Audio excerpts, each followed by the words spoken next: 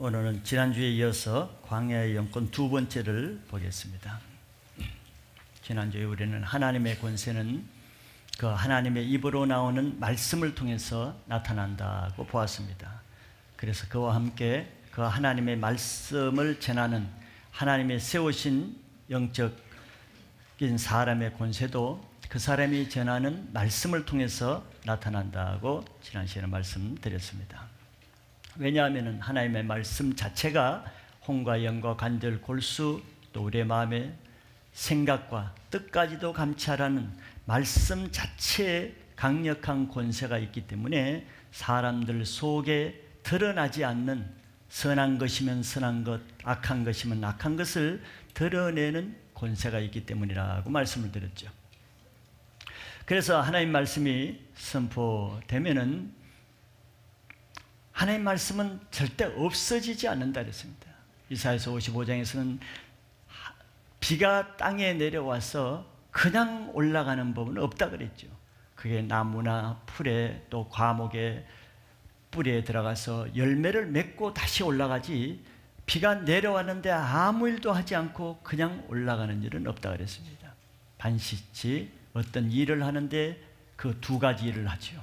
히브리서 6장에서는 선한 열매를 맺든지 악한 열매를 맺든지 두 가지 일을 하고서야 그것이 다시 올라간다 그랬습니다. 즉 그 말은 하나의 말씀이 선포되지만 그것이 반드시 이루어진다는 것이에요. 1.1핵도 틀림없이 이루어진다는 것을 믿으시기 바랍니다. 그런데 우리는 그것을 이루어지는 것을 한 가지만 생각하죠. 그것을 받고 말씀을 잘 받는 사람에게는 은혜가 있고 변화되고 간증이 있고 말씀이 이루어진다. 그것만 생각하는데 그렇지 않습니다. 여기서 뭐 그런 사람만 있는 것이 아니고 매주 하나님의 말씀이 선포될 때 조는 사람도 있고 또 말씀을 부정하는 사람도 있고 잡생각으로 장난치는 사람도 있고 또 그 말씀을 판단하는 사람도 있고 그 말씀을 하나도 못 들어요. 그리고 멍하니 늦게 왔다가 늦게 돌아가는 거예요. 그래도 신기한 것은 주의를 안 빠진다는 것은 놀라운 능력이죠. 그것이 하나님의 능력입니다. 그럼 그 사람에게는 말씀이 아무것도 임하지 않느냐? 그렇지 않지요. 그 사람에게도 놀라운 말씀이 계속 임하고 있는 것이에요. 오늘 두 번째 세례 요한의 영권은 바로 그런 영적 권세를 보는 것입니다. 우리는 늘 한 가지만 생각해요. 말씀을 잘 받는 사람, 선한 역사, 좋은 열매만 맺는 것을 우리는 말씀의 권세라고 하는데 그렇지 않다는 것이죠. 그래서 하나님의 말씀이 선포되면은 그 말씀을 믿음으로 받는 사람에게는 믿음의 열매로 그 말씀의 권세가 드러나고 또 반대로 악한 자들에게는 그 말씀을 거부함으로 그 속에 있는 악한 것들을 드러내는 것입니다. 그러니까 말씀을 듣고 조는 거 이게 능력입니다. 조는 것이 그 사람 속에 있는 영성을 드러내는 거, 판단하고 대적하는 거, 그 영성을 드러내는 것입니다. 이것이 능력인 것이에요. 이것이 하나님이 행하시는 권세라는 것입니다. 요한복음 3장 20절과 21절에 보면은 악을 행하는 자마다 빛을 미워하여 빛으로 오지 아니하느니 이는 그 행위가 드러날까 하며, 즉 악을 행하는 자는 말씀이 선포될 때 빛으로 오지 않아요. 그것이 능력입니다. 빛으로 오지 않는 자체가 왜 능력이냐? 그 사람의 실체를 드러내기 때문에 그것이 능력이라는 것이에요. 진리를 따르는 자는 반대로 빛으로 오나니 이는 그 행위가 하나님 앞에서 행한 것을 나타내려 함이라. 진리를 따르는 자는 또 진리 앞에 나오는 자체도 능력입니다. 그것이 그 사람 속에 선한 것이 있었구나, 그 사람은 진리를 사모하는 자이구나 하는 것을 드러내는 것이기 때문에 그런 것이죠. 그래서 진리의 말씀이 선포될 때 진리에 속한 자는 그 말씀에 순종의 반응을 하는 것으로 그 사람이 어떤 사람이라는 것을 빛 가운데 확실히 드러내고, 반대로 그 속에 악한 것이 있는 자는 그 말씀을 통해서 판단하고 비난하고 대적하는 것을 통해서 그 사람이 평소에는 멀쩡하고 착하고 선한 것처럼 보였더니 말씀이 딱 선포되어 보니까 속에 숨어있는 실체가 바닥이 그런 것으로 드러나는구나. 이게 영적 권세입니다. 말씀이 선포되지 않는 동안에는 그런 일이 드러나지 않는 것이죠. 이와 같이 사람의 정체는 항상 자기보다 강한 권세 앞에서 자기 정체가 드러나게 되는 것이죠. 우리가 어린아이가 아무리 부모 앞에서 사탕을 먹어놓고 또 안 먹었다 그러고 또 뭘 엎질러 놓고 또 안 먹었다 안 했다 그러고 어린아이는 부모의 영권을 못 따라오죠. 그러니까 엄마는 그걸 보면은 제가 먹어놓은 또 지금 이 사탕 냄새가 입에서 나오는데도 안 먹었다는 거 보면 알아요. 모르는 게 아닙니다. 그러니까 왜 그거 드러나겠습니까? 사탕 안 먹었다 하는데도 엄마의 영권이 아이보다 세기 때문에 드러나는 거예요, 보면은. 마찬가지로 영적인 것은 똑같은 것입니다. 자기보다 약한 사람 앞에서는 자기가 감출 수가 있어요. 사기의 7자리는 사기의 9단 앞에서 그냥 앉아있기만 해도 속수가 드러나는 거예요.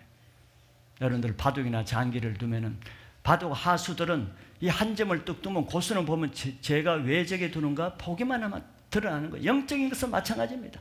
이 사람들이 똑같이 교회에 이렇게 앉아 있어도 앉아 있는 자세만 봐도 드러나는 것이죠.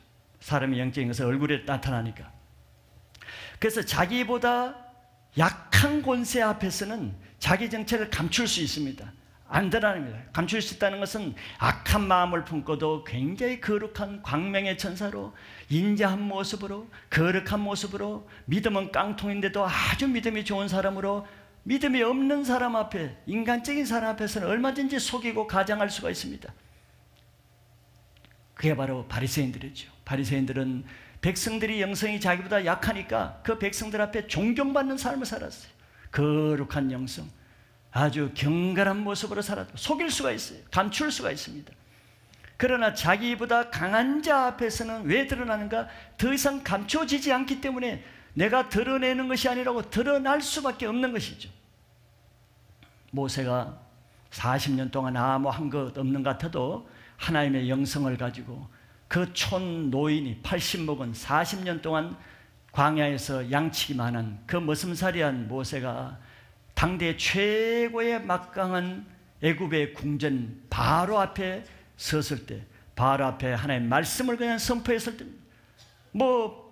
모세가 큰 무슨 무술을 닦아서 칼을 들고 간 것도 아니고 창을 들고 간 것도 아니고 그냥 양치는 지팡이 하나에다가 그냥 양치될 때 입던 옷 하나 더러운 모습으로 말씀을 전했을 때 바로 속에 있는 강팍하고 완고하고 하나님을 대적하는 그것이 다 드러나는 거예요. 어떻게? 모세가 칼을 들어서 드러난 것이 아니고 말씀을 한마디 전파했더니 그 바로의 실체를 다 드러내는 것입니다.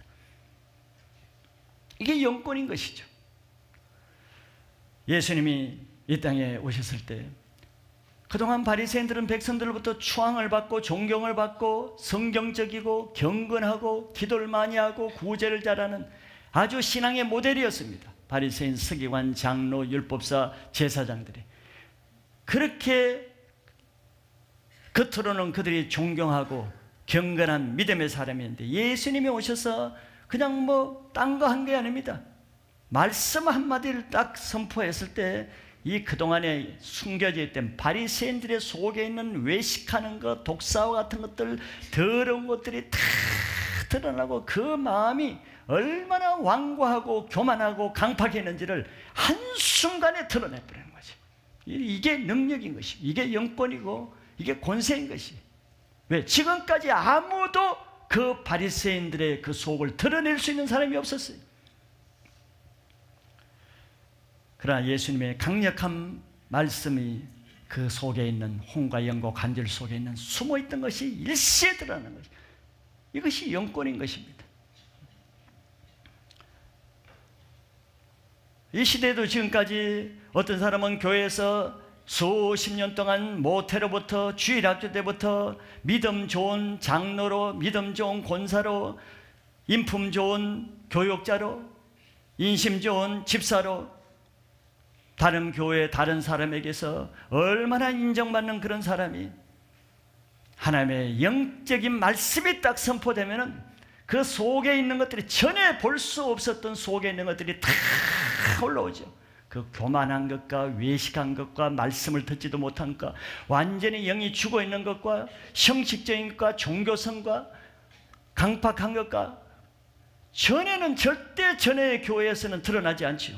항상 거룩한 장로요, 기도 잘하는 권사요, 또 남을 잘 돕는 집사로서, 아름다운 교사로서 인정을 받았는데, 영의 말씀이 선포되니까 더 이상 그런 것은 온데간데 없어. 얼굴이 아주 차갑고, 얼굴이 어둡고, 비판적이고, 사납고, 교만하고, 오요 없던 것이 갑자기 생기는 거예요. 말씀의 권세 앞에서는 드러나지 할 것이 없는 거예요.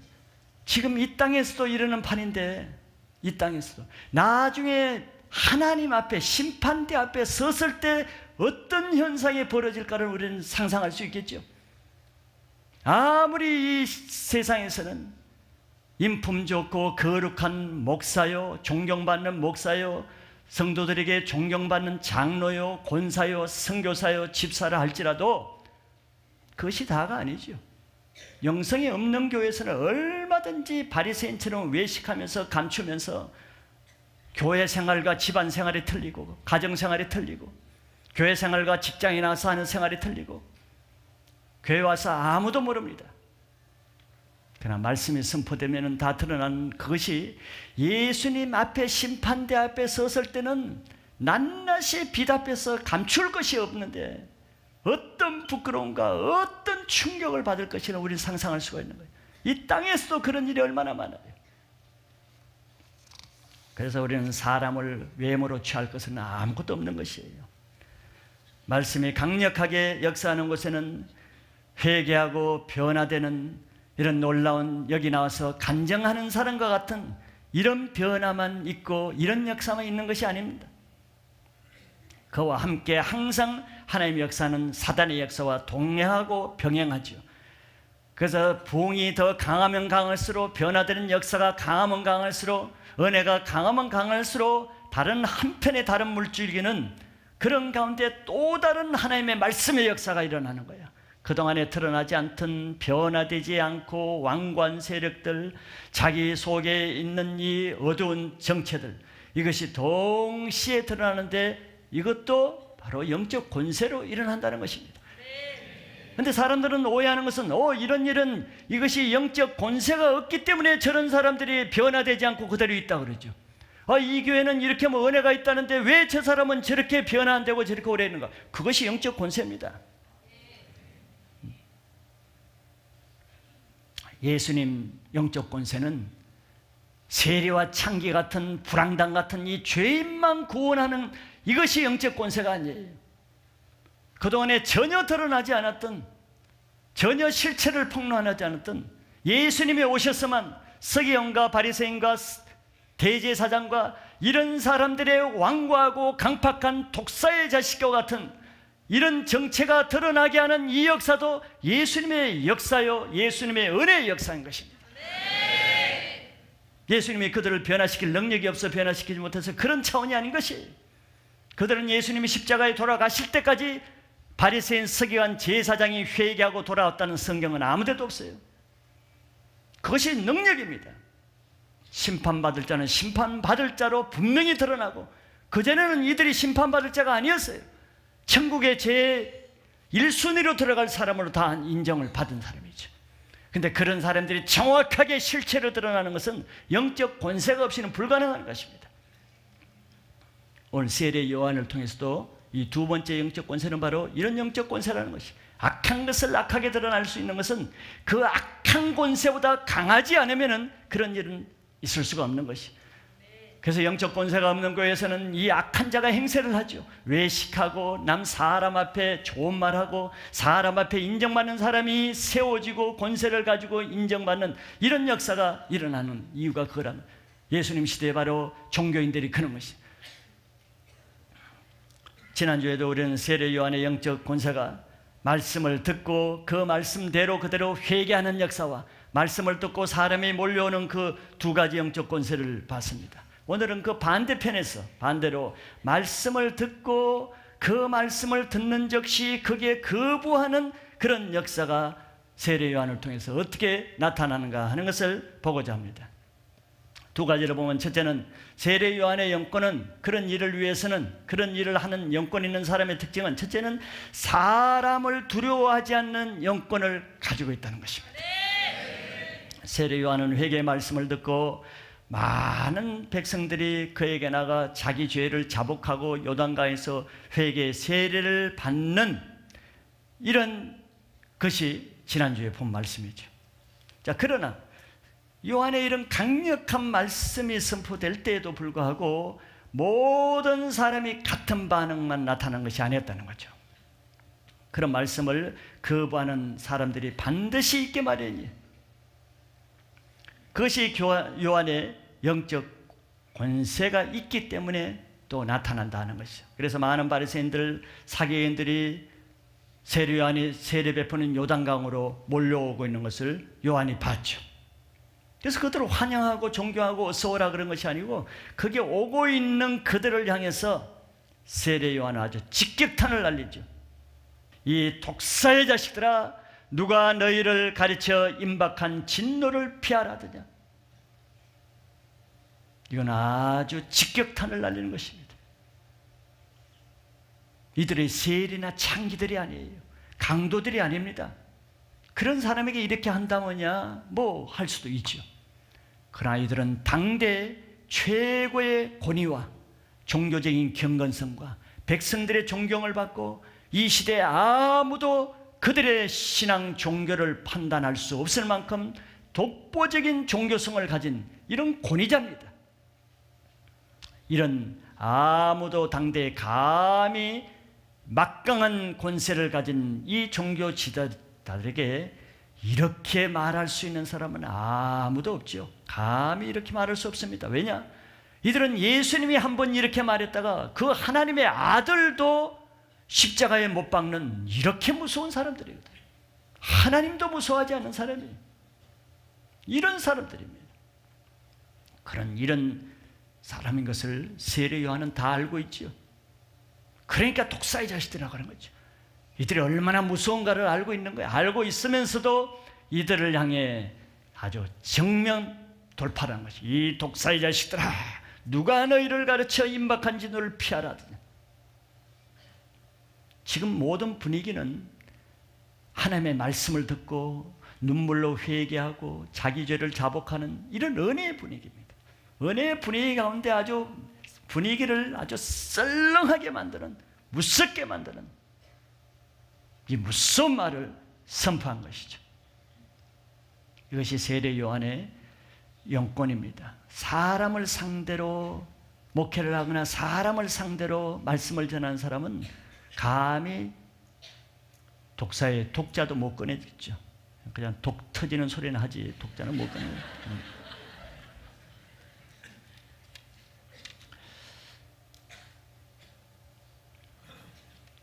종교적인 권세를 가진 이들을 지금까지는 아무도 타치받는 사람이 없었습니다. 세례 요한이 와서 이들의 종교성에 지금 브레이크가 걸리는 것이죠. 세례 요한은 사람이 가장 두려워하는 종교적인 권세를 두려워하지 않습니다. 사실 종교인들에게 가장 두려워하는 것은 종교 교권입니다. 지금 시대도 마찬가지예요. 교권이 정치 권력보다 더 무섭습니다. 그래서 종교가 정치보다 더 무서운 거예요. 왜? 종교에는 사단이 그 배후를 잡고 있기 때문에 더 무서운 것입니다. 그러나 광야의 영성을 가진 이 세례 요한은 사람을 무서워하거나 하나님으로부터 나오지 않는 사람이 스스로 만든 그런 종교의 권세, 그것을 교권이라고 그러죠. 교권 같은 거 두려워하지 않습니다. 하나님을 두려워하는 사람은 사람의 권세 두려워하지 않는 것이죠. 그래서 사람이 누구를 무서워하고 무엇을 두려워하는가 하는 것은 그 사람의 영적 상태를 나타내는 것입니다. 하나님께 속한 영적 권세를 가진 사람은 두려워하는 것이 딱 하나입니다. 오직 하늘로부터 온 권세, 하나님이 주신 권세, 그거와 하나님 자신만을 두려워하지 세상의 어떤 권세, 세상 사람들이 휘두르는 권세 두려워하지 않습니다.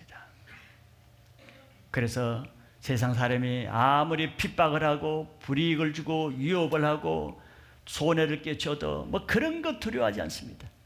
그런 것 때문에 신앙을 포기하거나 그런 핍박이 두려워서 뭐 주일 못 나오고 이런 일은 없습니다. 그러나 반대로 세상에 속한 사람은 가장 두려워하는 것이 세상과 세상에 속한 사람 권세를 두려워하죠. 그러나 그런 사람은 또 다른 특징은 그렇게 하자는 그 세상과 하자는 사람의 권세는 그렇게 두려워하면서도 놀라운 일은 이 우주를 심판하는 하나님과 하나님의 주신 권세에 대해서는 전혀 두려워하지 않는다는 것이 놀라운 일이죠. 그래서 우리는 그 사람이 어디에 속했는가 아는 것이 쉽지 않습니다. 어렵지 않습니다. 보면 알 수가 있는 거예요. 그래서 이런 사람들은 세상 사람의 말에는 비굴할 만큼 약해지고 초라해지고 두려워하죠. 그러면서도 하나님의 말씀이나 하나님의 사람에 대해서는 아무 두려움 없이 교만하고 완악하고 판단하고 대적하는 일을 하죠. 세상 사람들은 세상 점쟁이가 당신 동쪽에 가면은 동쪽에 가서 집을 사면은 당신 망한다. 절대 동쪽에 집 안 삽니다. 서쪽으로 가지. 그걸 영어로 받아가지고 절대. 의사가 당신 아마 내가 엑스레이 찍어봤던데 이거 크게 아마 암으로 번질 것 같은데 지금 수술하지 않으면 당신 생명을 낸다. 당장 수술합니다. 그런 거는 귀신같이 영어로 들어요. 딴 말할 때는 졸고 딴짓하고 공상하고 말해도 하는데 사람이 하는 말은 다 머리에 혼으로 새깁니다. 이게 인간적인 사람의 특징이에요. TV에서 하는 말, 세상 사람이 하는 말, 세상 직장에 가서 직장 상상하는 말은 아주 뇌리에 꽂히는 거예요. 그렇게 무서워가지고 벌벌 떨면서 직장을 떨어질까 봐, 먹고 살기 힘들까 봐, 세상 사람이 나를 미워할까 봐 그들이 하는 말은 다 가슴에 새깁니다. 그러면서도 하나님이 당신 그렇게 예배 드릴 바에는 예배 안 드리기 낫고 당신 그렇게 살다가 하나님 심판받는다는 것은 심판받는다 해도 두려움이 없어요. 담대한 거야. 담대하고 강한 마음을 가지고 있어요. 그러나 하나님의 사람은 의사가 죽는다고 해도 뭐 그거 그렇게 두려워하지 않습니다. 왜? 죽으면 죽지. 생명이 하나님께 달렸는데. 그러나 하나님의 사람이 두려워하는 것은 당신 그 죄 그대로 하면은 당신 심판받는다. 이 한마디는 정말 두려워서 회개하지는 않고는 못 배기는 그런 사람이 하나님께 속한 사람입니다.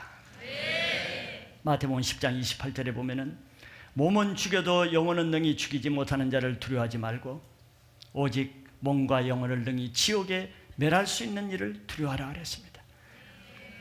우리는 두려워할 자를 두려워하면은 두려워하지 않아도 될 사람을 두려워하지 않게 되는 것이에요. 반대로 우리가 두려워하지 말아야 될 것을 두려워하기 때문에 진짜 두려워해야 될 하나님을 두려워하지 않게 되는 것이죠. 여러분들, 내 육신이 병들어서 죽는다는 것은 그렇게 심각합니까? 그렇게 죽기 싫어합니까?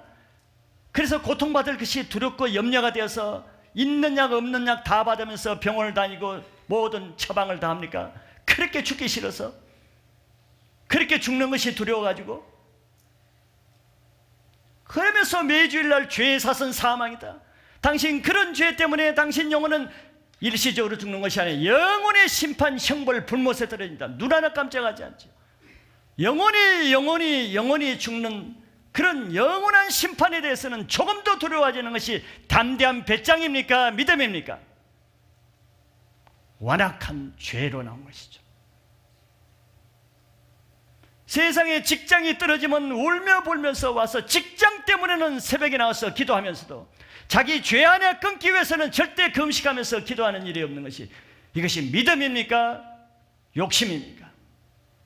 두려워할 것을 두려워해야 되는데 두려워하지 말아야 될 것을 두려워하는데, 그것은 바로 육신을 죽이고 더 이상 하지 못할 자를 두려워한다면, 육신을 죽는 것만 최고의 두려움을 여긴다면, 하나님은 육신뿐만 아니라 영혼을 능히 지옥에 멸할 자를 두려워하는 것이, 정말 두려워할 자를 두려워하는 것이 지혜요 총명이요 믿음인 것을 믿으셔야 돼요.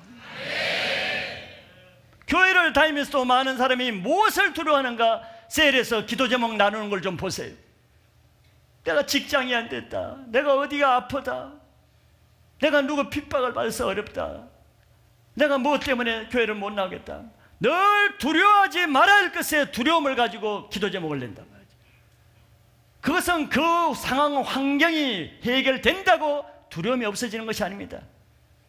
두려워하지 말아야 할 것을 두려워하면 평생 그것을 두려워하며 살 수밖에 없어요. 왜? 이 세상에 사는 동안은 세상이 잡고 있는 마귀가 우리를 두려워하기 때문에 그 문제는 해결되지 않는 것이에요.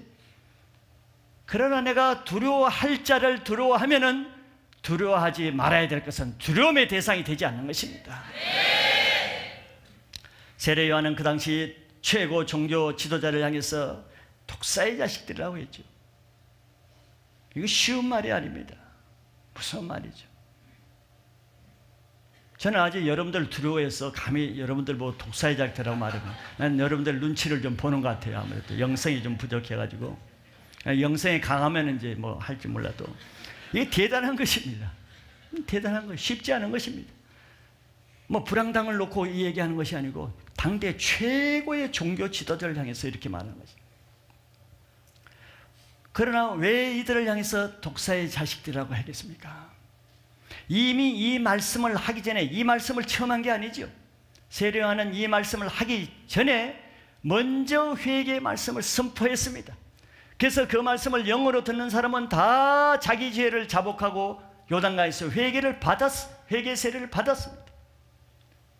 그런데 이들은 꿈쩍도 하지 않는 거예요. 왜? 자기 죄를 깨닫지 못하니까. 회개의 말씀을 듣고도 뭔 말인지 깨닫지 못하고 자기 죄를 깨닫지 못하는 거예요. 그러니까 이 말씀을 들어도 깨닫지 못하는 이 무지한 소경과 같은 영적인 이 바위와 같은 이런 사람에게 구체적으로 말씀을 주어도 자신의 죄를 깨닫지 못하니까 종교인에게 직접 그들의 죄가 깨닫지 못하는 죄가 어떤 죄이며 얼마나 심각한가 하기를 위해서 직설법으로 이 독사의 자식들아 이렇게 말하는 것입니다. 꼭 그렇게 말해줘야 깨달으니까. 독사는 마귀를 상징하는 것이죠. 뱀은 마귀의 상징입니다. 그런데 보통 이건 물뱀아 이렇게 말하지 않았어요.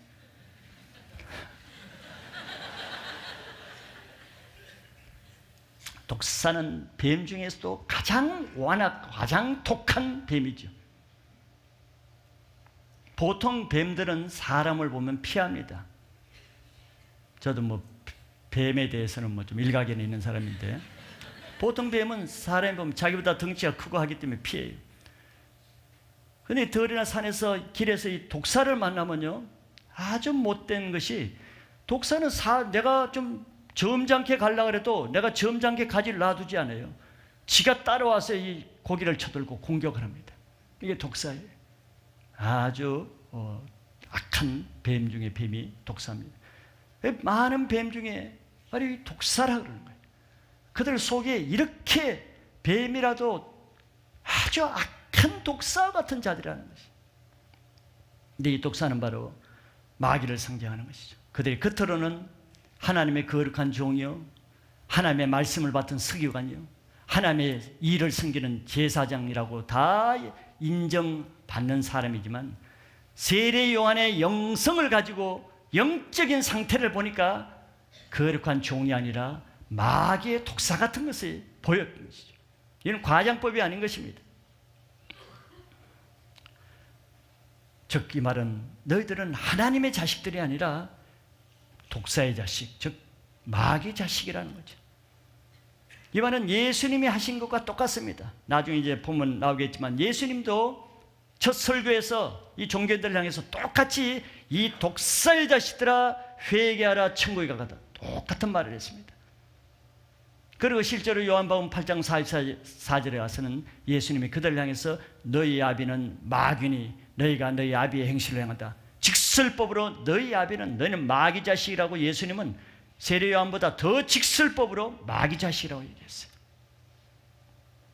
이렇게 마귀 자식이니까 하나님의 말씀을 듣고도 그것을 대적하고 죄를 깨닫지도 못하고 회개하지도 못하는 것이죠. 왜? 정상적인 사람 같으면 하나님의 말씀을 듣고 듣는 것이 정상이죠. 정상적인 사람 같으면 말씀대로 회개할 말씀에 회개하고 죄를 끊으란 말씀에 끊어지는 것이 정상인데, 말씀을 듣고도 반응이 없다는 것은 그 영이 마귀에 속했기 때문에 그런 것이죠. 선한 말씀을 듣고도 악하게 반응한 것은 마귀밖에 그럴 반응을 할 사람이 없기 때문에 그런 것이죠. 그래서 영적 실체를 아주 직설법으로 말해준 것이죠. 이런 말은 종교인들에게는 아주 극도의 모욕적이고 수치스러운 그런 말이죠. 그 당시에 종교 교권은 막강했습니다. 그들에게 잘못 보이면 출교를 당하죠.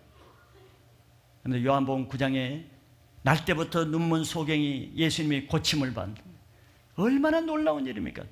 자기도 그렇지만 그 부모 입장에서 보면 평생 자기 아들이 눈 못 떠서 거지 생활하는데 값없이 수술받지 않고 눈을 떴는데 부모가 담대하게 예수가 고쳤다고 말하지 못해요. 왜? 무엇을 두려워해서? 사람을 두려워하는데, 누구를? 바리새인 서기관을 두려워해서. 왜? 그들에게 잘못 보이면 출교를 당할까 두려워했다고 성경이 말하죠. 출교 당하면 삶의 근거지가 박탈되는 거예요. 직장도 못 다니지, 회당도 못 다니지, 같은 유대인끼리 공동체에 들어오지도 못하지, 인생이 완전히 그냥 박탈당하는 거예요. 이런 권세를 누가 가졌냐? 이 종교인들이 가지고 있어요. 감히 종교인들이 잘못하는 걸 봐도 입을 열 수가 없어요. 그들에 대해서 뭐 항의를 할 수가 없습니다. 이런 사람들입니다. 이런 사람들에게 무명의 약대 트롯이나 있고 광야에 쓰시는 이 무명용사가 감히 이런 직격탄을 날리는 것이죠. 사람을 두려워하지 않는 것입니다. 하나님만 두려워하는 하나님의 영권이 그렇게 할 수 있는 것이죠.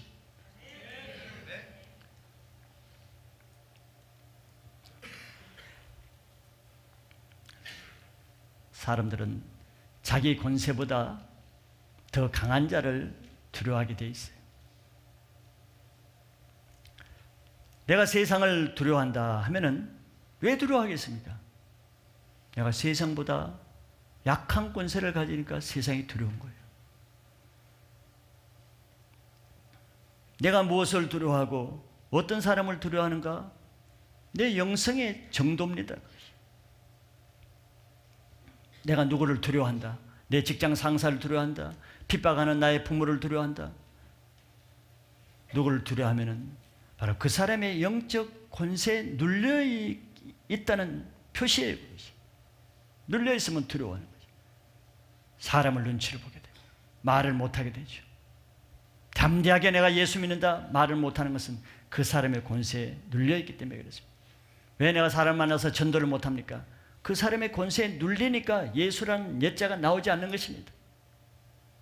그뿐만 아니라 내가 늘 돈 문제에 두려워합니까? 직장이 떨어질까 봐, 내가 카드빚을 못 갚아 늘 두려워합니까? 돈이 없어서 두려워하는 것이 아닙니다. 그 사람이 돈이 있으면 안 두려워할 것 같습니까? 아, 이 돈 누가 강도해 나갈까? 누가 이거 사기칠까? 쌓아놓고도 두려워하는 것이, 돈에 있는 그 영권보다 내 영성이 약하니까 돈 문제만 나오면 항상 두려워. 돈 문제만 나오면 항상 마음이 다치고 마음이 끌끌어. 늘 돈에 지금 잡혀있어요. 돈보다 못한 영성을 가지고 있어요. 내가 육신의 질병으로 인해서 늘 두렵습니까? 조금 기침만 해도 두렵고, 조금 뭐가 몸이 찌뿌둥하면 꼭 병으로 달려가고, 또 뭐가 조금 안 좋으면 그냥 약국으로 달려가고, 하나님보다 병원 의사를 의지하고 약을 의지하고. 모든 사람이 그런 것은 아니죠. 자기 육신의 질병과 죽음을 두려워하는 그 세력의 내용이 눌려서 조종당하고 그냥 농락당하는 것입니다. 하나님이 내 몸을 줬는데 그 몸을 하나님을 의지하고 살아가는 것이 아니고 하나님이 주신 몸을 세상에 농락당하는 것이죠. 그렇기 때문에 그런 문제는 내가 돈이 있다고 해결되는 것도 아니고, 내가 보약을 먹어서 육신이 건강하게 되면 없어지는 것이 아닙니다. 건강해 보세요. 내가 언제 또 병들지도 모르는데 큰일 났네, 어떻게 해야지? 끊임없는 것입니다.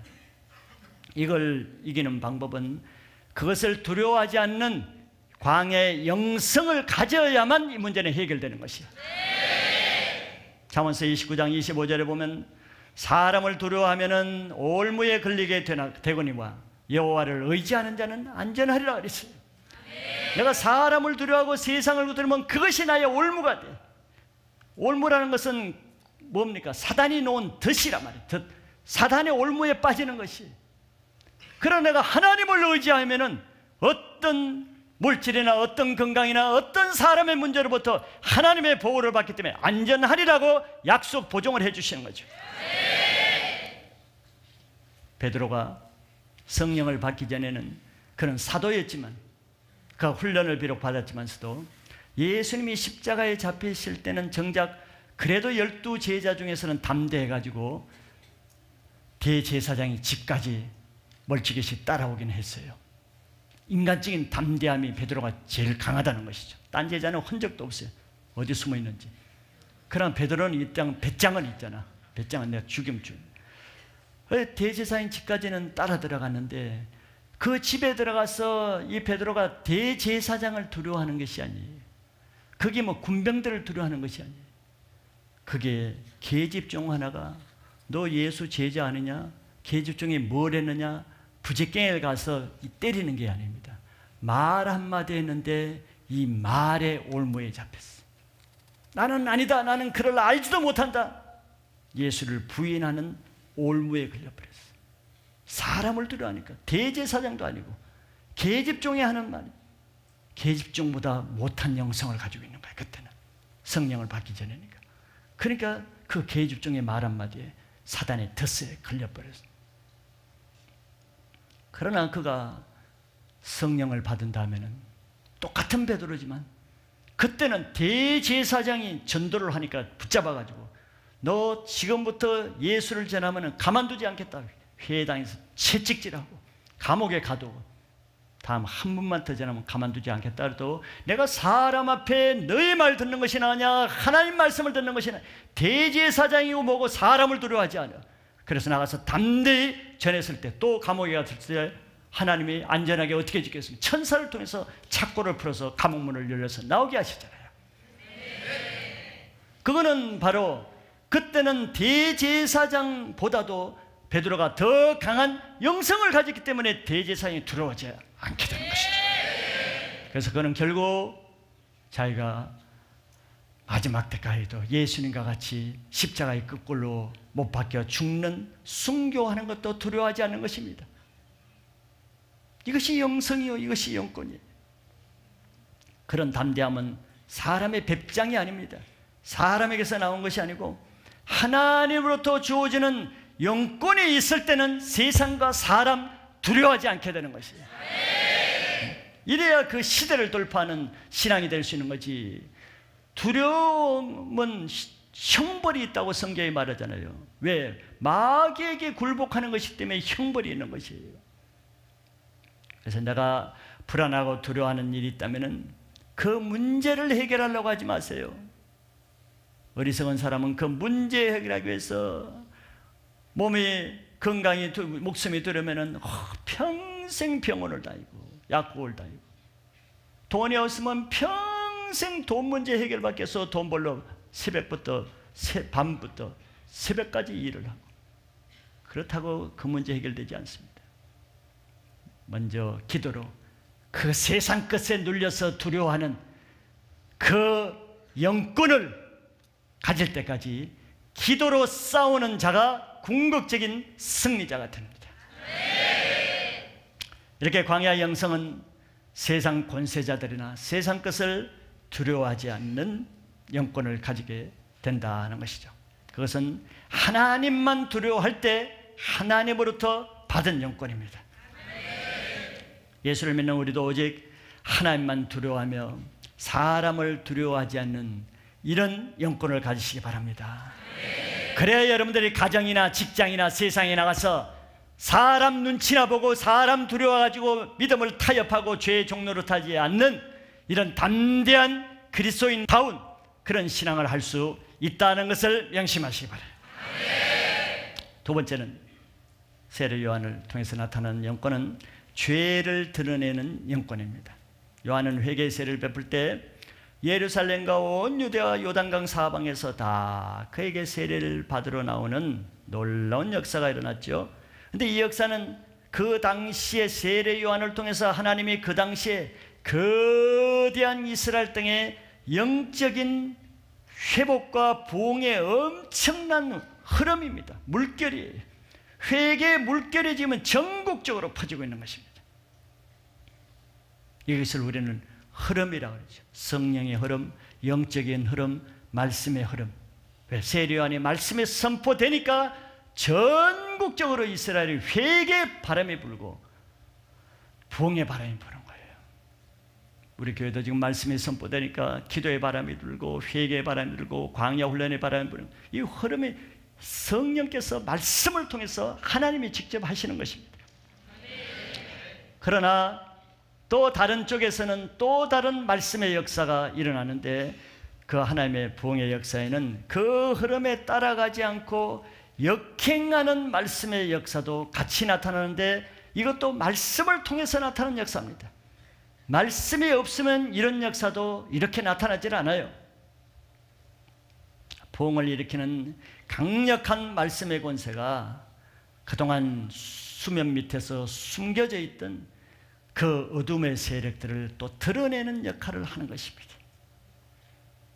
제가 비유를 늘 말하지만 봄에 시골에서 봄 되면 이제 농작을 하기 위해서 밭도 메고 또 이 가시떨기도 하고 또 추워 그때가 쌀쌀할 추울 때이기 때문에 뭘 구워 먹기 위해서 불도 질러요. 나무 하나 갖다. 그럼 불을 이 가시나무 덤불에 불을 지르면은 가시나무 덤불에는 아무것도 없어. 가시나무밖에 없어. 그러나 불을 지피면은 그 속에 벌레도 나오고 개구리도 나오고 그 다음에 독사 같은 게 뱀이 막 터져 나옵니다. 불을 안 지를 때는 아무것도 없어. 잔잔해. 그 위에 앉아도 문제가 없어요. 그냥 평안한 풀이에요. 근데 불을 지르니까 안 보였던 없었던 것이 막 튀어나오죠. 사도 바울이 멜리드 섬에 갇혔을 때도 추워져 불을 때니까 그 나무 장작 속에서 독사가 나와서 사도 바울이 손을 물었잖아요. 그거나 똑같은 것이지. 하나님의 말씀이 강력한 말씀이 없는 곳에는 사단의 역사도 없습니다. 일어날 필요가 없어요. 역사가 없는데 무엇하러 일어나? 귀찮게. 역사를 항상 방해하기 위해서 맞불을 붙이는 것이 사단이기 때문에 역사가 없는 곳에는 맞불을 붙이는 일도 없는 것이.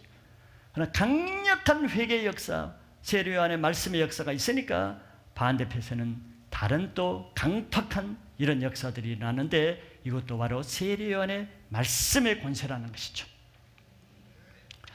이렇게 감추어진 죄의 세력을 드러내는 것이 이제 광야의 영권인데, 여러분들 가정에서도 잠잠하던 가정, 평화롭고 우애 좋고 사랑 많고 윤기 좋고 화목한 이런 가정에서 한 사람이 예수를 믿고 나서 은혜를 받고 성령을 받아보세요. 이제는 그 가정이 어려워집니다. 어렵게 만드는 것이 아니고 원래 평화로웠던 가정이 아니고 그 가정에 한 사람이 불을 받고 예수님 자녀가 되면은 그동안의 가족들 속에 깔아앉았던 모든 영적 실체들이 이제 드러나죠. 그렇게 인자한 부모가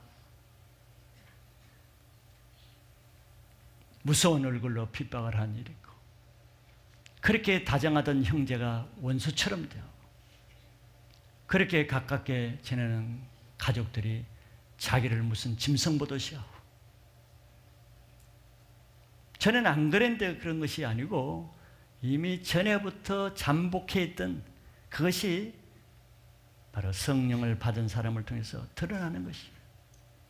여러분들 가까이 지낸 친구를 통해서도 친하게 지냈다 내가 은혜를 받고 나서 그 친구에게 전도하려고 그래요. 완전히 딴 사람 정색으로 그러려면 친구 끊자. 한마디.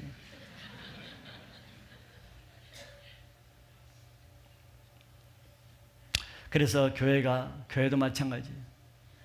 교회가 영적으로 충만하다고 해서 모든 사람이 다 변화되는 것이 아닙니다.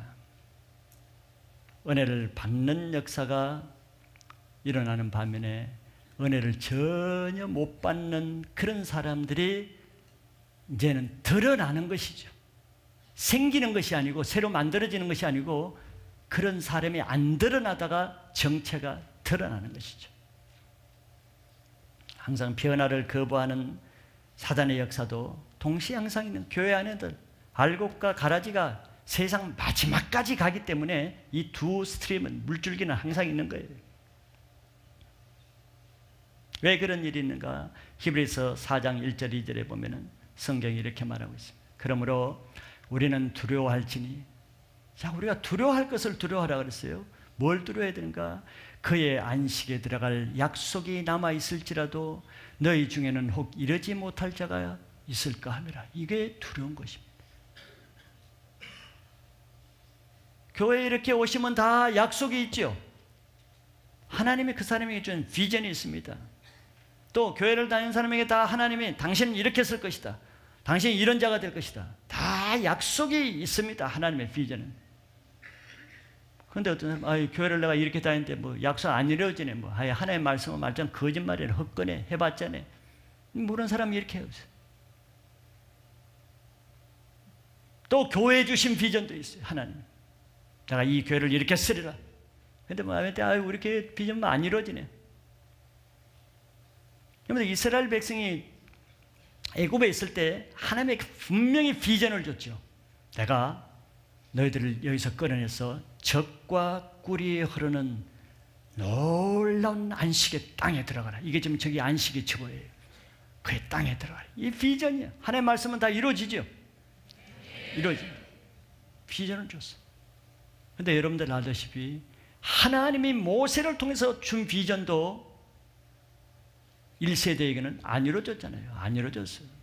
두 사람 외에는 안 이루어졌어요. 그 하나님 뭐 능력 없고, 하나님 말씀은 비전 줘봤잖아요. 적과 꿀어놓다 하나도 못 들어가고 60만이 다 광야에 죽었네. 모르는 사람이, 강팍한 사람은 이렇게 말하죠. 지금 그걸 말하는 거예요.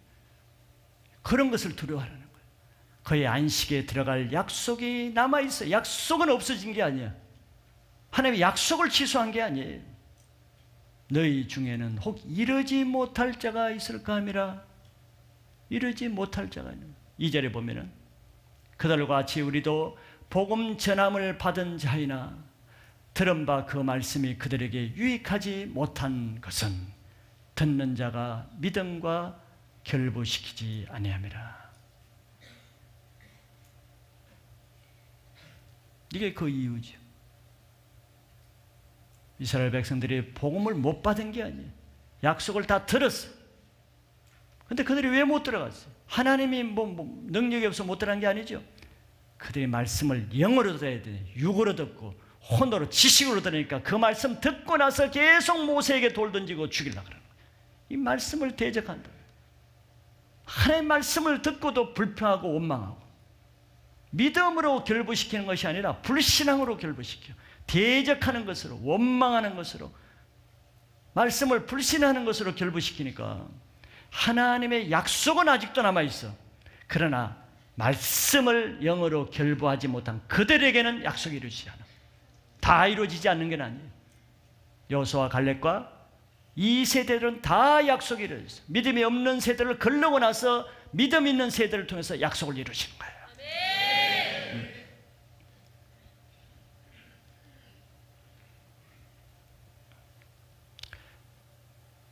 그렇기 때문에 내가 이 두 물질 중에 하나님의 말씀이 선포될 때 어느 부류에 속하는가는 내 운명이 좌우되는 거예요. 여호수아와 갈렙은 59만 9,998명이 다 불신앙의 물줄기를 타고 가도 거기에 대세에 합류하지 않고 하나님의 말씀, 약속은 반드시 이루어진다는 믿음의 물줄기를 탈 때 두 사람은 들어간 거예요.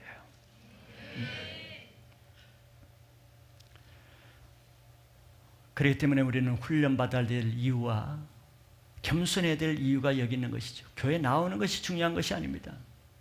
교회 나온다고 모든 사람이 구원받는 것은 아니죠. 성경적으로 가라지는 항상 교회에 있는 거예요. 세상 밖에 가라지를 두는 것이 아니고 교회 안에 두는 것입니다.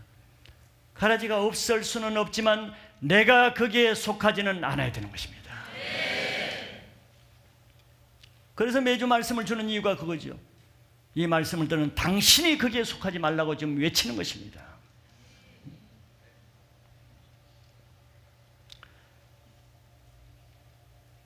요한이 세례를 주고 있는 요단강에 바로 이 바리새인과 사두개인들이 왔지요. 그러나 오긴 왔는데 그들이 다른 백성들과 같이 똑같이 말씀을 듣고 자기 죄가 깨달아져서 자기 죄를 회개하기 위해서 나온 것은 아니에요. 이게 다른 것이에요. 뭐 여러분들이 또 교회 나오긴 나와도 진짜 말씀을 사모하고 나온 사람도 있지만, 내가 모태 신앙이니까 교회 안 가면 벌 받을 것 같으니까 10분 20분 넘게 왔다가 그래도 자리라도 채워야지, 이렇게 온 사람도 있고, 아무 사모함도 없이 그렇게 온 사람도 항상 있는 것입니다. 이 두 번째 물줄기들이 이런 사람들이죠. 이들은 왜 그렇게 오는가? 자기들은, 내가 모태신앙이라고 말하는 것은 바로 그거예요. 자기들은 아브라함 자손이라는 것이에요. 우리 조상은 아브라함이다. 나의 구원은 염려 없다는 것이에요. 내가 어릴 때부터 그 말씀 다 한다는 거예요. 이 사람들은 다른 지식이, 다른 성경을 좀 다르게 하는 지식을 얻기 위해서 교회를 나와요. 이런 사람이 가는 마지막 길은 이단입니다. 이단만 성경을 다르게 풀어주지, 하나님의 말씀은 똑같은데 왜 다르게 풀어주기를 원하겠어요? 귀가 가려워서 들을 말씀을 못 들으니까 성경을 좀 비틀려서라도 이상야릇하게 다르게 풀면 그것을 은혜라고 생각합니다.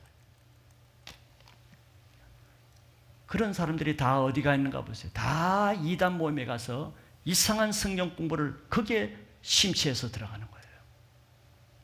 사도 바울은 그랬죠. 다른 복음은 없나니 없다 그랬어요. 이 복음에서 하나라도 더하거나 빼면은 그들은 저주를 받을 것이라.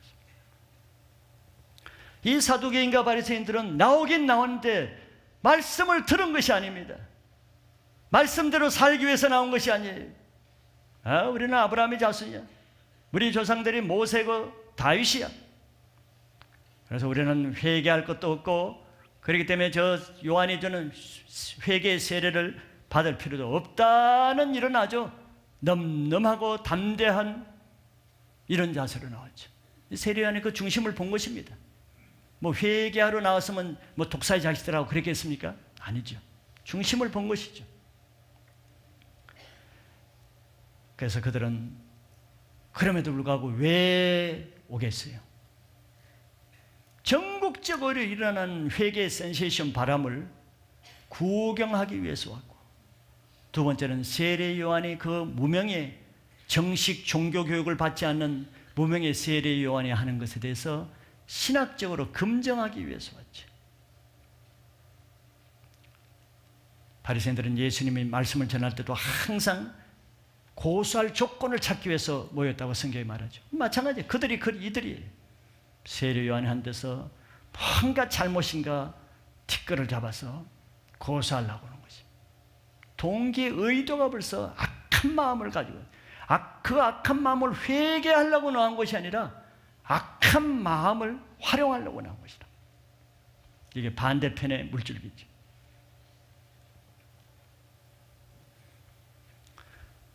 우리 교회도 처음에는 젊은이들이 많았고, 저는 학생 운동할 때도, 지금도 제가 저나 공포증이 있습니다. 나 두려워하는 것은 모계하고 또 하나 있는데, 그 전화 받는 것이. 이거 눌려있나 봐. 영성이 아직 모자라가지고.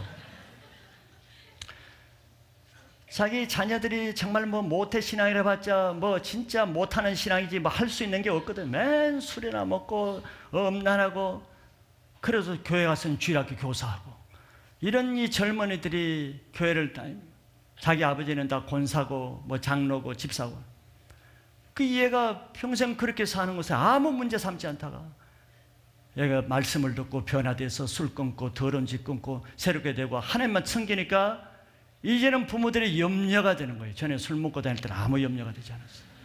왜? 모든 뭐 청년들이 그렇게 사니까, 모든 주일학 교사들이 그러니까.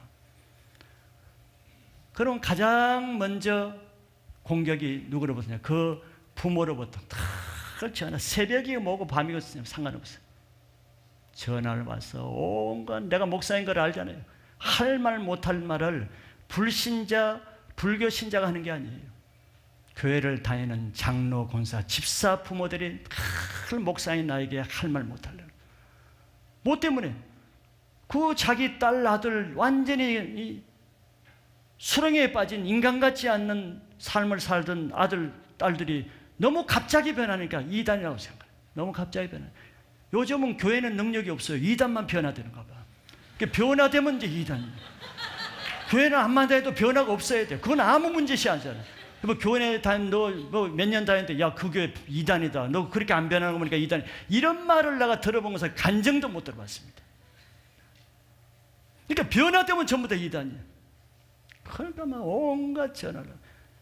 전화 100통 받아가지고 한 통도 내 기억으로는 내 아들 변화돼서 목사님 감사합니다. 제가 찾아뵙겠습니다. 뭐 이런 전화 한 통도 없습니다. 변화된 것을 자기 눈으로 목도하고 자기가 그것을 알면서 자기가 또 교회를 다니면서도 변화된 자기 딸로 인해서 목사를 핍박하는 거예요. 이 교회도 교회를 하고서도 또 그래. 청년들이 너무 변화가 되니까 교회 밖에 모르니까 저 교회는 틀림없이 이단이다. 조사하러 가요. 연애 받기 위해서 교회 오는 게 아니에요. 조사하기 위해서. 딸들을 끌어가기 위해서. 왔다가 자기가 은혜 받고 지금 남아있는 사람도 들어있죠. 그래도 그 사람들이 그 뒤에도 나한테 와서 뭐 사과하거나 회개하거나 고맙단 말 아직까지는 없었어. 그러나 오지 마세요. 오지 마세요.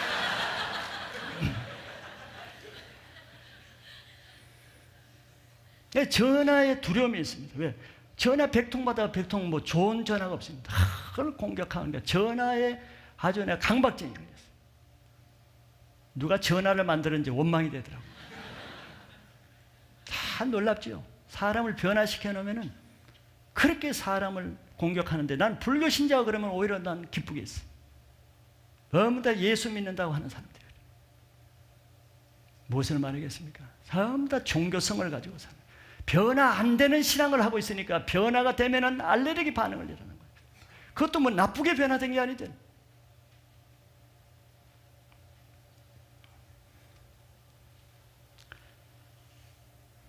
세례 요한이 그들이 왜 오는가를 봤죠. 다른 백성들은 다 회개하기 위해서 말씀 듣고 오는데 저들은 왜 오는가를 봤어요. 못된 마음, 악한 마음, 무서운 마음을 가지고 판단하려고 하고 시험하려고 하고 또 남들 은혜 받는 거 앉아서 구경하려고 앉아있고. 교회는 항상 그런 사람이 있는 거예요. 세례 요한은 그들을 향해서 독사의 자식들이라고 책망했을 때 그 주위에 지금 사람들이 온 유대 사람들이 다 몰려있다 그랬잖아요. 그 백성들이 그 말을 듣고 얼마나 놀랐겠습니까? 왜? 그들은 그 전까지만 해도 자기들이 존경하는 그 바리새인들이고 그 사두개인은 제사장 지파입니다. 그 제사장들이고 그 서기관들이 보니까 백성들이 보니까 그들이거든. 지금까지 그들로부터 말씀을 듣고 양육받고 세당에 가서 설교 말씀 듣고 그들이 길거리에서 두 손 들고 기도하는 걸 보고 금식하는 걸 보고 긴 경건한 가운을 입고 다니는 걸 보고 그래서 존경하는 그 사람들이 지금 세례 요한이 독살자들로 말하니까 얼마나 충격을 받았겠어요.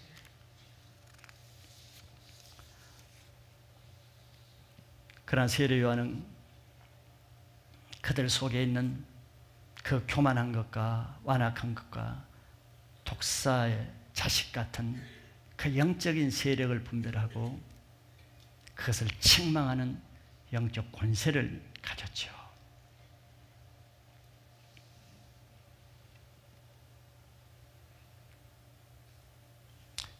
이런 말씀이 선포될 때 그때라도 정말 그들이 겸손하고 마음이 정말 하나님 앞에 낮아졌다면 그 세례 독사의 자식들이라고 하면은 독사처럼 반격해서 물라고 하는 것이 아니라 자기를 영으로 반다는 것은 그 말씀을 자기에게 결부시키는 거야. 아까 히브리 4장 2절 말씀 자기의 결부에서 자기를 돌아봐야지. 내가 독사 같은 자이구나. 내 속에 정말 독사 같은 것이 있구나. 그러면 그 말씀으로 회개되고 인생이 변화되는 거예요. 굉장히 간단한 것이거든. 왜 그들에게 그 말씀을 주겠어요? 정죄해서 죽이려는 것이 아니죠. 그들이 보통 회개의 말씀을 전해서는 꿈쩍도 안 하고 못 알아들으니까 구체적으로 알아듣게끔 독사의 자식으로 했는데, 그럼에도 불구하고 자기를 인정하지 않고 자기 정체를 드러내지 않으면 그건 소망이 없는 것이죠. 우리는 다윗을 여러 번 봤잖아요. 일국의 왕이고 하나님이 인정하는 왕이지만 나단 선지자가 당신이 그 못된 죄인이라고 할 때 칼을 드는 것이 아니고 그 나단 선지자 앞에 엎드렸습니다. 네, 맞습니다. 내가 그런 자입니다. 하나님, 내가 그런 자입니다. 이게 사는 길이고 이게 겸손한 자고 이것이 하나님이 원하는 방법이에요. 교회를 나오는 것이 목적이 아니고 내 자세를 어떻게 해서 나오는가 중요한 것이죠. 하나님 말씀이 선포되면은 그 말씀을 나에게 영으로 들어야 내 인생이 변화되는 것이지, 지식은 아무 소용이 없다는 것을 여러분들이 빨리 깨달으시기 바랍니다. 종교인들은 이 요한의 강력한 회개의 말씀을 듣고도 백성들이 다 회개하는데 그들은 그 회개하는 흐름에 따라가지 못했어. 지금 회개하는 흐름이고 회개하는 분위기고 회개하는 영적 부흥이 지금 불고 있잖아요. 그 요단 강가에 그런 장소에 와서도 그 흐름에 못 따라가고 고정하고 앉아 있는 거죠.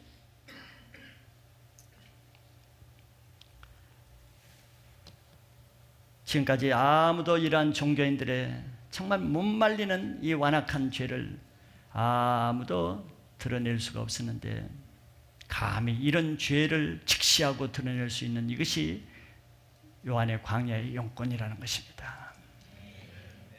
이렇게 매주 하나님의 말씀이 선포되어도 자기 죄 하나 아직 깨닫지 못하는 그런 사람들이 마음이 가장 슬픈 것이죠. 얼마나 마음이 굳고 완악하고 완고하고 교만하면은 이 회개의 바람이 부는 이런 스트림 흐름에서 자기 자신은 예외적인 존재로 앉아 있을 수밖에 없는가. 마음을 겸손히 하면은 회개가 터질 것입니다.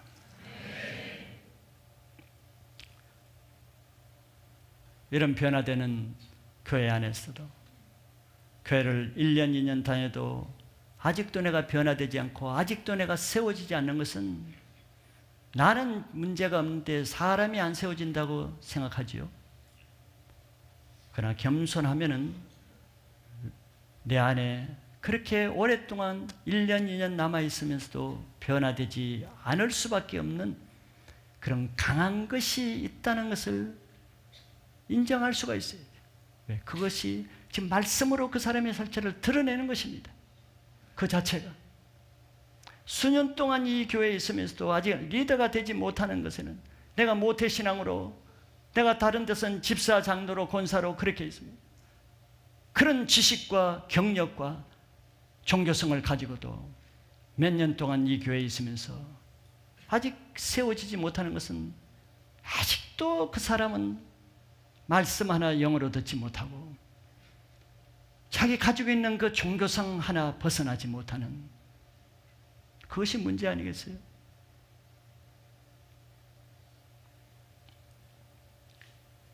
매주 선포되는 말씀은 매주마다 그대로 역사하고 있습니다. 믿음으로 받는 사람에게는 계속 성령으로 변화되는 역사가 있는데 그것만 말씀의 역사가 아니라 그랬죠. 반대로 그 말씀을 받지 못하는 사람에게는 매주마다 그런 사람에게는 그 말씀을 거스르는 역사가 계속 일어나고 그 말씀을 거스르는 경험도 계속할 것입니다. 이게 말씀의 역사입니다.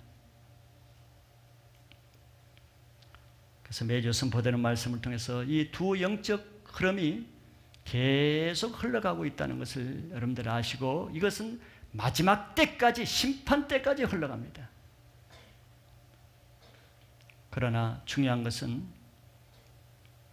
내가 하나님의 영적 말씀의 흐름에 하나님의 천국에 가는 그 편에 서 있어야 된다는 것이죠.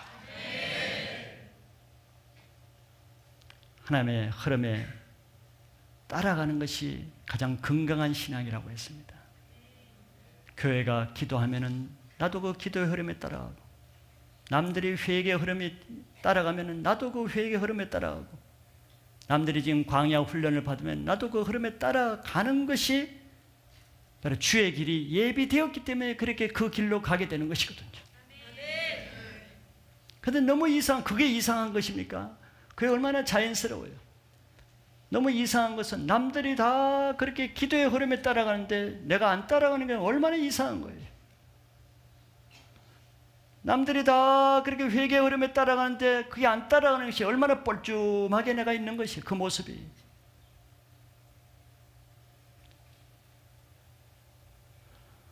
이 말씀을 통해서 여러분들 이번 한 주간이라도 하나님이 우리를 사랑하셔서, 나를 사랑하셔서 나에게 기회를 주시는 것이라고 선한 마음으로, 낮아진 겸손한 마음으로 하나님의 말씀을 받으면은, 내 마음을 조금만 틀면은, 조금만 낮추면은, 조금만 굳어진 마음을 열면은 하나님의 그 작은 문을 통해서도 내 인생에 엄청난 일을 행하실 것을 믿으시기 바라요. 그런 한 주간을 살 수 있기를 축원합니다.